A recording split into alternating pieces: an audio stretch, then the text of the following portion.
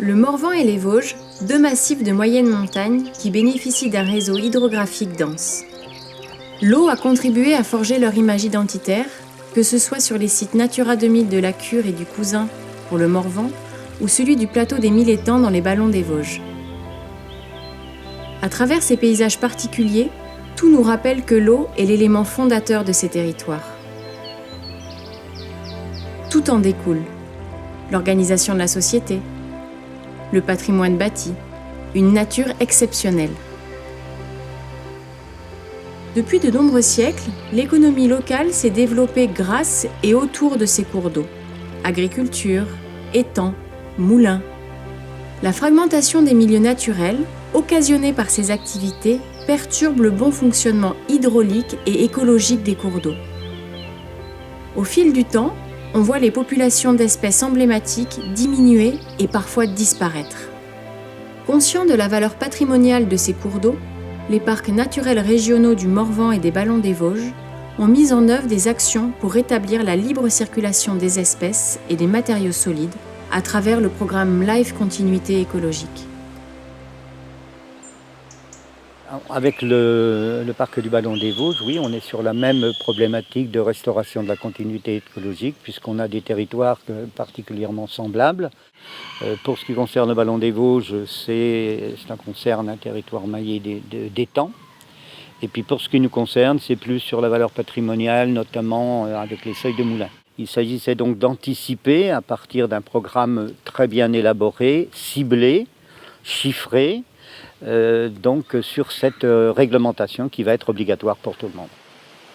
Restaurer les habitats naturels des cours d'eau est un enjeu majeur où héritage du passé et biodiversité se confrontent. Alain Frété, paysagiste naturaliste, nous guide pour découvrir la vie, l'histoire et les usages de ces cours d'eau.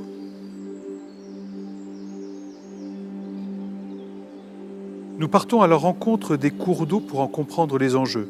Des sources, en passant par les prairies, ce trajet au fil de l'eau est l'occasion d'échanger avec les usagers de la rivière.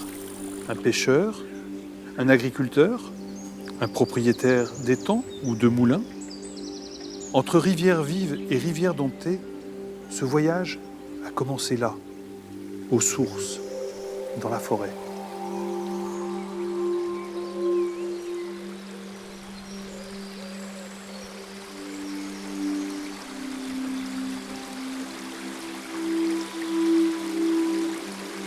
Là, vraiment, on pourrait raconter toute l'histoire d'une rivière juste avec ce changement de physionomie. En quelques mètres, là, on a les grandes plaines alluviales où l'eau se dispatche, s'élargit. Et puis, au contraire, des passages plus rocheux, des fonds de vallée, des fonds de vallons plus étroits. Donc, ces lieux sont vraiment la naissance, le début de la rivière. Les eaux se rassemblent. C'est comme si, avant de se concentrer, elles imprégnaient complètement la terre. Là, on sent bien que ce n'est pas une source qui jaillit des rochers, mais c'est une multitude de petits ruissellements de mouilles qui, au profit de cette dépression, vont se rassembler et puis, donner naissance à la rivière.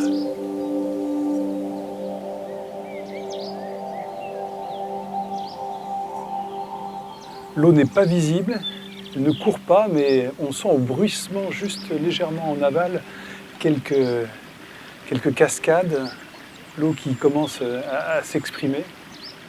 Là, on est encore dans le calme de Cette naissance de la rivière.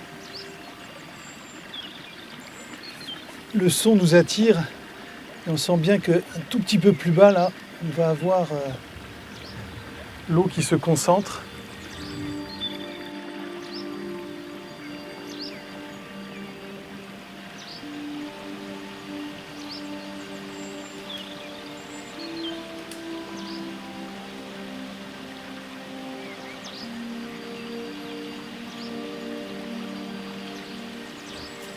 Ah oui, là, c'est vraiment très très beau. Là. Les racines qui prennent vraiment la forme du courant, elles sont toutes étirées comme si elles avaient fixé la forme des flots. Et puis juste ici, beaucoup plus doux, il y a toutes les petites bulles qui se mettent à tourbillonner les unes aux autres. Ah, c'est vraiment une expression des dynamiques. Là, on voit ce mur de racines. Là, on comprend que l'eau qui pourtant tape ici avec toute sa force tombe vraiment sur un mur vivant, un mur de racines, mais qui a encastré, là on voit c'est une grosse pierre qui a encastré, c'est en fait un mur armé, à la fois de pierre et de racines.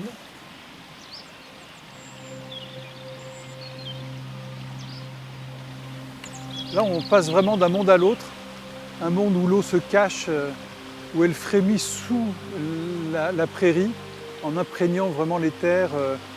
Et c'est vraiment le végétal, ces joncs, ces baldingères, ces rennes des prés qui vont l'exprimer. Et puis d'un seul coup, on arrive sur le monde de la rivière tout en force, en écume et en son. C'est par là que tout commence. L'eau s'écoule en fin filet et de rue en ruisseau construit les rivières.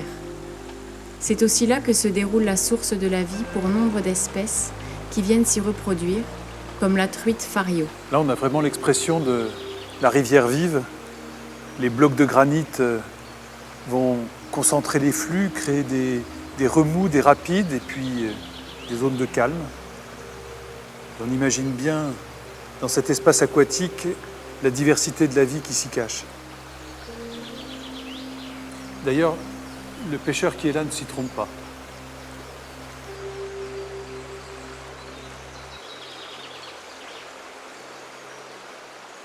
Alors qu'est-ce qui fait que cette rivière est une bonne rivière, une belle rivière à truite?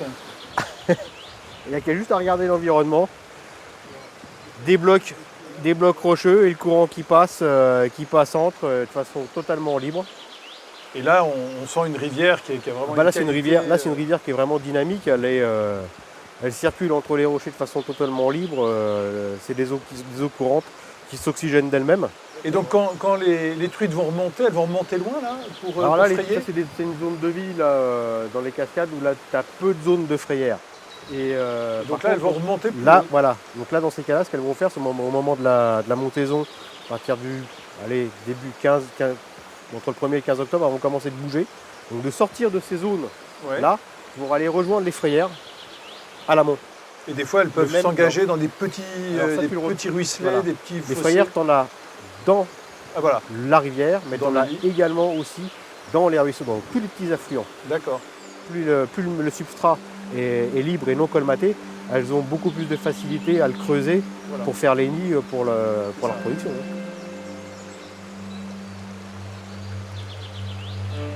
Alors à échelle réduite, mais ça se voit quand même, vous avez une zone de courant, une zone de fosse, et après vous avez un haut fond, ce qu'on appelle un radier. Et généralement les zones de frayère sont tout le temps au moment où après une fosse, quand le fond remonte, donc il commence à y avoir un fond, que le courant réaccélère, c'est là que se trouvent les zones justement où le granulat, le bon granulat de frayère s'accumule et qu'elles vont frayer.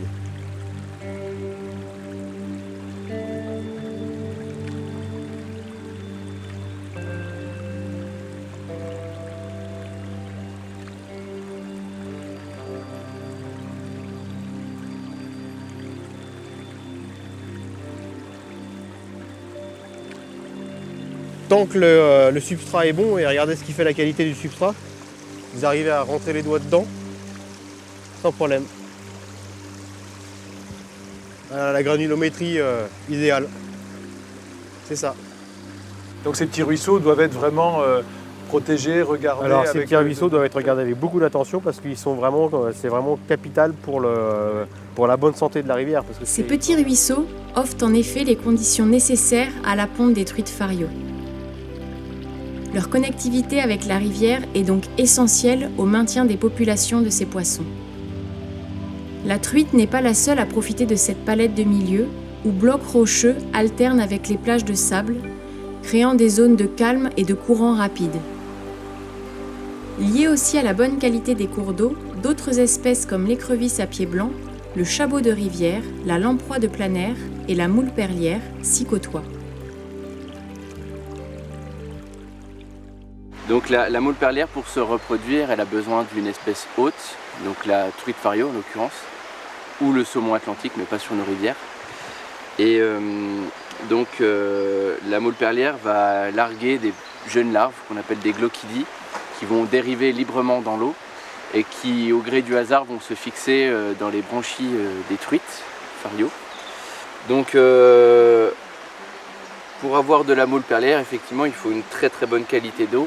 Elle a besoin aussi d'un habitat très particulier, donc sur un cours d'eau granitique, qui coule sur un socle granitique.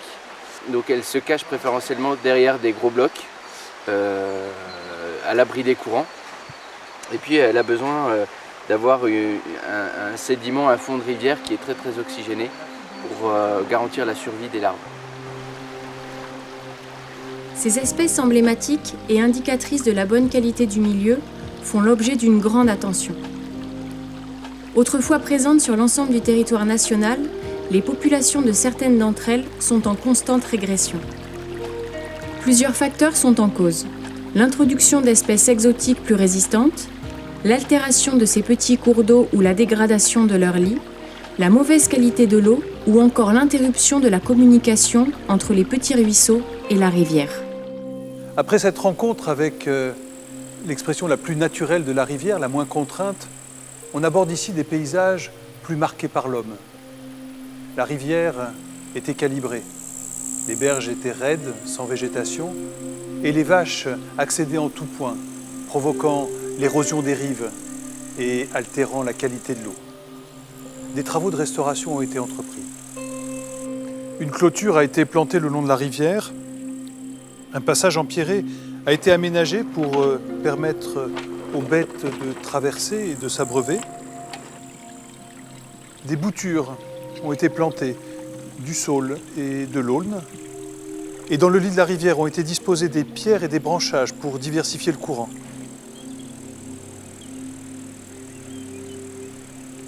Au bout de 2 ans, on voit déjà le résultat. La végétation s'étoffe et le lit de la rivière s'est diversifié, avec des fosses, des sous-cavements creusés dans la berge, des plages de sable. On imagine ce que ça va pouvoir donner dans quelques années. Les arbustes et les arbres réaliseront une véritable ripisylve. La rivière a retrouvé sa vitalité et donc sa naturalité. Ces travaux, réalisés avec les agriculteurs riverains, facilitent la bonne exploitation des prairies et permettent d'améliorer le bon état écologique de la rivière. Pour rétablir un meilleur fonctionnement des cours d'eau, des travaux sont parfois nécessaires.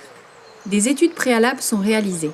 Elles permettent de connaître de façon précise le secteur afin de définir les actions les plus adaptées pour restaurer les habitats naturels. Des inventaires, des mesures des paramètres physico-chimiques, morphologiques ou de granulométrie. Autant de données disponibles pour évaluer l'efficacité des actions sur le milieu et les espèces.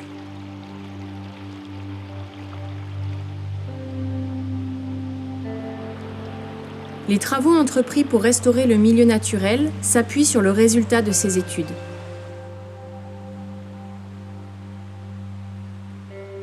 Ils sont réalisés au cas par cas et prennent en compte les usages, les aspects patrimoniaux et le gain écologique attendu. Ici, par exemple, un radeau tracté manuellement a permis de transporter les blocs d'un ancien seuil de moulin qui gênait la circulation des flux. Le choix de cette méthode douce, sans l'aide d'engins mécaniques dans la rivière, a été fait pour limiter l'impact sur la population de moules perlières. Plus loin, c'est une infrastructure routière, inutilisée, qui a été complètement supprimée. Elle représentait un obstacle infranchissable à la remontée du poisson sur un ruisseau à fort potentiel en période de frai. Les étangs, ouvrage emblématique du Morvan et des Ballons des Vosges, représentent aussi des obstacles à l'écoulement des flux et des matières. Ils peuvent entraîner d'importantes dégradations de la qualité des cours d'eau. Donc là, l'eau qui s'est coulée dans la vallée a été brusquement stoppée par cette grande digue. L'eau maintenant stagne dans un grand étang, une eau domptée, une eau qui s'est calmée. Voilà, on a même presque un petit peu de mal à imaginer ce qu'était la vallée à cet endroit-là, avant la création du lac. Donc ces étangs ont été créés en partie pour la pêche, pour récupérer des protéines des poissons. Et donc ils sont vidés très régulièrement lors de pêches qui sont extrêmement festives où tout le monde vient se réunir à cet endroit-là pour acheter le poisson. Et c'est toujours un moment extrêmement agréable où les gens des villages alentours se retrouvent. Que ce soit sur le plateau des 1000 étangs ou dans le Morvan, les enjeux des étangs sont identiques. Entre traditions, dont certaines comme le flottage de bois pour le Morvan ne sont plus pratiquées, nouveaux usages comme la pêche de loisirs, et prise en compte de la biodiversité, c'est une question d'équilibre. Le plateau des 1000 étangs est un plateau d'origine glaciaire qui a été créé lors des dernières glaciations, lorsque le glacier de la Moselle débordait sur la Haute-Saône. Là où il a trouvé de la roche tendre, il a creusé des vallées.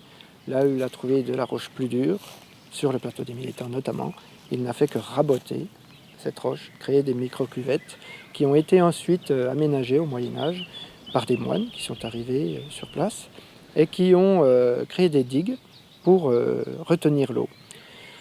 Ils ont ensuite fait de la pisciculture, essentiellement de carpe à l'époque, ce qui a permis d'apporter des protéines dans leur ration alimentaire.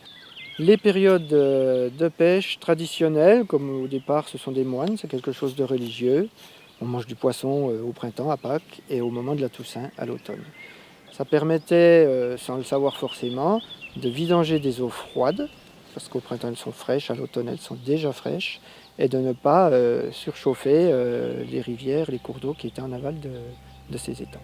Aujourd'hui, une grande partie des propriétaires connaissent la tradition et vidangent encore avec la tradition.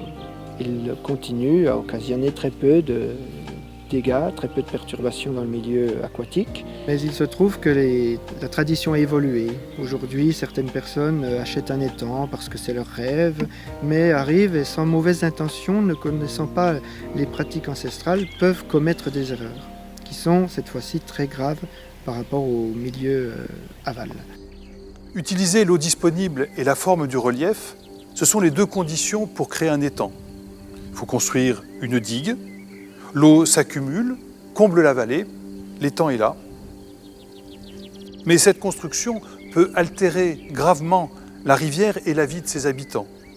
Cette digue, par exemple, peut être un obstacle majeur à la remontée d'espèces migratrices comme la truite. Les sédiments s'accumulent au fond de l'étang et ne sont plus restitués en aval où ils sont des matériaux indispensables à un certain nombre d'espèces animales ou végétales. L'eau, qui est restituée à l'aval, est souvent plus chaude que la rivière elle-même. Elle est prise dans les couches supérieures, là où le soleil fait augmenter la température. Aussi, construit-on un moine qui, lui, puise l'eau au fond de l'étang, là où la température est la plus fraîche, pour la libérer vers la rivière aval. Pour faciliter les mouvements des espèces, on construit des passes à poissons et puis des rivières de contournement. Les espèces peuvent alors descendre et remonter plus librement. Il y a aussi des solutions plus radicales, comme l'abaissement du seuil, ou même l'effacement de l'étang. La rivière alors reprend son cours naturel. Par rapport à tous ces enjeux, le LIFE a permis d'apporter de l'argent à des propriétaires qui le souhaitaient, donc pour faire des travaux, pour améliorer les systèmes de vidange de leur étang, mieux contrôler la période de vidange, l'abaissement des eaux, et derrière également, en fin de vidange, mieux contrôler le départ éventuel de boue dans le milieu. Comme les digues des étangs, les seuils de moulins constituent aussi un obstacle à la circulation des matières et des espèces. Ils sont très nombreux sur certains cours d'eau, comme le Cousin dans le parc naturel régional du Morvan. La rivière, c'est vraiment un personnage. Le cousin, avant le pétrole et autres, c'était l'âme industrielle de la région. Tout ce qui était produit par les usines. Les étoffes, les outils, le papier, etc., etc.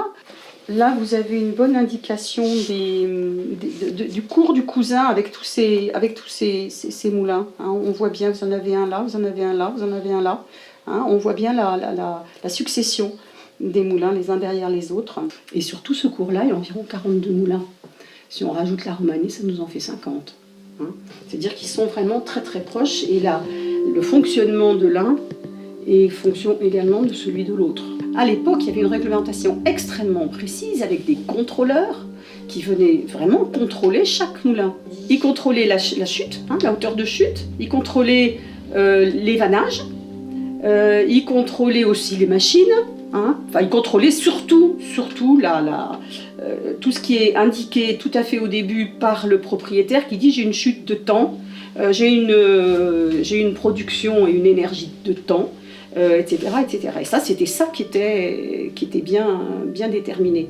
Et également, ils réglementaient, enfin plus exactement, ils arbitraient les conflits entre moulins. Parce que quand il y en avait un qui avait monté de 2 cm, ça voulait dire que l'autre était impacté. Voilà. Aujourd'hui, il reste un certain nombre de moulins. Il y a des moulins à farine, mais c'est des grosses usines. Hein. Il y en a une en dessous d'Auxerre, là, il y a un moulin à farine. Mais il n'y a pratiquement plus d'usines mues par l'eau pour une fabrication. Mais ça a été beaucoup acheté par des propriétaires qui appréciaient les lieux, tout simplement. Donc ils ont été conservés très souvent comme résidence secondaire, comme résidence principale, mais plus du tout pour des usages de production. Il y a eu quand même, il y avait pas mal de moulins sur le Cousin, j'ai constaté ça, qui faisaient leur propre électricité pour leur éclairage par exemple. Mais tous les petits moulins pourraient être équipés, seulement ça se heurte au problème de continuité écologique, tout ça. Donc il faut arriver à un équilibre pour que soient utilisées les chutes qui sont valables et qui peuvent être bien réglementées et bien gérées, et puis les autres qui n'ont plus vocation à être usines ou à conserver leur barrage, auquel cas soit on fait des passes à poissons, des choses comme ça, soit on enlève carrément les barrages. Voilà, donc c'est un petit peu le côté problématique actuel, c'est qu'il n'y a pas de gestion, alors qu'effectivement, on a quand même toujours nos presque 25 moulins là, sur la vallée du Cousin, il y en a toujours qui existent. Grâce à ce programme Life Continuité écologique, on assiste à une réelle prise en compte des enjeux de ces seuils de moulins. Ainsi, la ville d'Avallon a procédé à l'effacement d'une succession d'anciens seuils sur le Cousin. De nombreux propriétaires de moulins ont aussi compris la nécessité de modifier les seuils au regard de leurs usages et de l'importance pour la biodiversité. Bonjour, Eric, Alain, enchanté, bienvenue au Moulin des Templiers. très très beau lieu. Oui, un lieu emblématique. Et c'est là que vous avez fait donc des travaux de continuité écologique. Exactement. Donc je vais vous expliquer un petit peu les travaux. Là, si on va s'avancer au niveau de la rivière. Nous avions un seuil qui faisait toute la largeur de la rivière.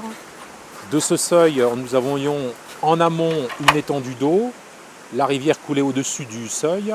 Et ce seuil permettait d'alimenter en fait le sous-bief et sa roue d'agrément. Il y avait une problématique liée à ce bief.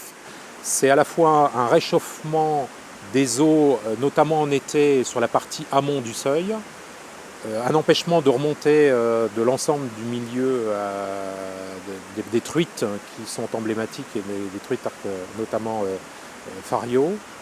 Et nous avions donc aussi un risque d'inondation significatif du fait que les eaux montent très rapidement en période de crue. Donc en phase d'étude, nous avons fait donc une esquisse nous permettant de voir un petit peu comment la rivière allait se comporter après travaux.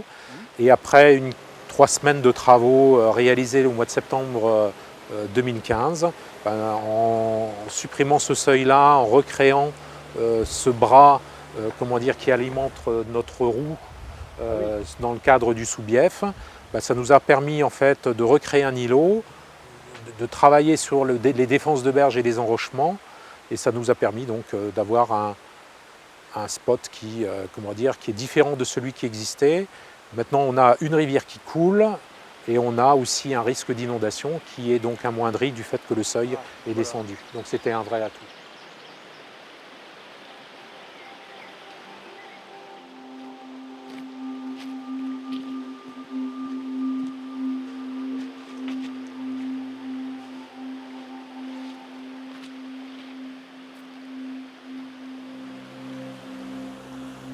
Et là, on est vraiment au cœur de ce très beau site du Moulin des Templiers, sur cette rivière retrouvée. Il n'y a pas si longtemps, j'aurais été dans le plan d'eau, ce bassin qui permettait de faire fonctionner le moulin et qui a été réouvert pour retrouver cette rivière vive et chantante. Ah, tiens, je vois un cincle plongeur. Ah ouais, magnifique. Là, il est en train de pêcher sous l'eau. Et ça y est, il a complètement disparu. Il est en train de marcher sous l'eau. Le voilà, ça y est, il est revenu sur sa pierre.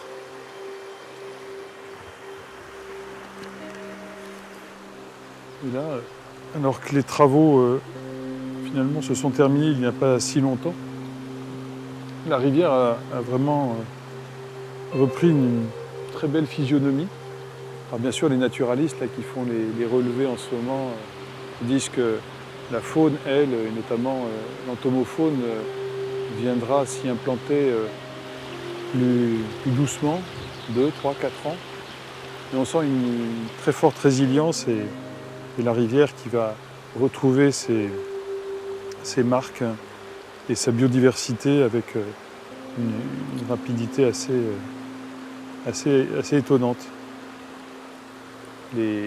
Ces petits ruisseaux sont une véritable nurserie pour toute la faune de la rivière. C'est eux qui assurent la biodiversité et la bonne qualité des différentes populations animales. La particularité d'un programme LIFE, c'est que les opérations qui sont retenues sont financées pour beaucoup quasiment à 100%. Alors ça présente un intérêt non négligeable pour les propriétaires, d'autant que cette donnée environnementale qui va être obligatoire rejoint très rapidement les valeurs patrimoniales que constitue l'héritage des moulins dans le domaine culturel, dans le domaine de l'histoire tout simplement de notre territoire, et puis les données économiques. Donc, si je devais tirer des conclusions de ce premier programme LIFE sur ce territoire, je dirais que c'est une réussite, puisque de nombreux propriétaires ont pu bénéficier de travaux gratuits, donc de nature à améliorer les conditions du milieu naturel. Je dirais qu'on a réussi aussi, lors de ce premier LIFE, à créer le climat de confiance. Maintenant, le LIFE est terminé, les demandes continuent d'arriver. Je mets beaucoup d'espoir dans un second LIFE qui serait efficient dès le début, puisque cette période de mise en confiance, nous n'aurions pas à la reproduire, elle est là. Et c'est le mérite aussi de ce programme-là, c'est que même si c'est pas facile, même si on n'arrive pas à convaincre, on a ouvert une petite porte dans le mental des gens qui fait qu'on prend en considération davantage la cause. De garder une réserve et une ressource en eau qui va être l'enjeu de demain, qui est déjà d'ailleurs l'enjeu. Et je crois que ça va faire son chemin, il faut le temps. Nous avons compris comment des événements, qu'ils soient naturels ou d'origine humaine, pouvaient modifier le fonctionnement de la rivière, avec pour conséquence directe la diminution de la biodiversité aquatique, mais aussi la diminution des services rendus à notre société par les cours d'eau. Entre rivières vives et rivières domptées, c'est bien une histoire d'équilibre qu'il est temps d'écrire pour préserver cette ressource partagée, ce bien commun à tous. En fait, c'est une histoire où solidarité et engagement de tous se conjuguent pour retrouver le bon état écologique de ces cours d'eau.